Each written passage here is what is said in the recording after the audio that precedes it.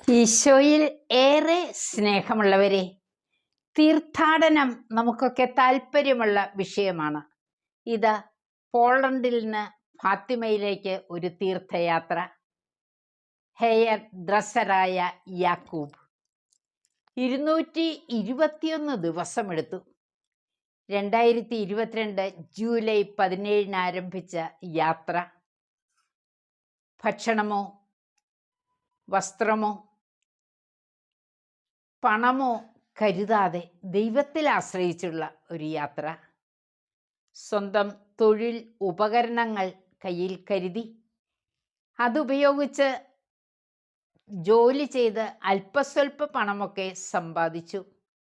വിവരമറിഞ്ഞ് അനേകർ ഭക്ഷണം സ്വന്തം വീട്ടിൽ ക്ഷണിച്ച് നൽകി. മാത്രമല്ല, ചിലർ കാറിലെത്തി സംഭാവനയായി അദ്ദേഹത്തെ സഹായിച്ചു. എന്നും ദിവ്യബലി മുടക്കില്ല, ആരാധനയിൽ പങ്കെടുക്കും. ജപമാല കയ്യിലേന്തി ആ യാത്ര. എല്ലാവർക്കും വേണ്ടി ഓരോ നന്മ നിറഞ്ഞ മറിയം പ്രാർത്ഥിക്കും.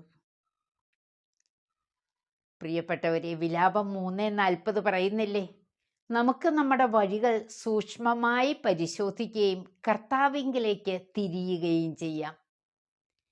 ഏത് സാഹചര്യത്തിലും നമ്മോടൊപ്പം സഞ്ചരിക്കുന്ന പരിശുദ്ധ അമ്മയെ തിരിച്ചറിയുക. ജപമാല ആയുധമാക്കുക.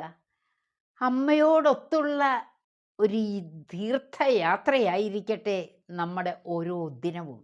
ദൈവത്തിൻ്റെ വലിയ കൃപ എല്ലാവർക്കും ലഭിക്കട്ടെ. ആമേൻ.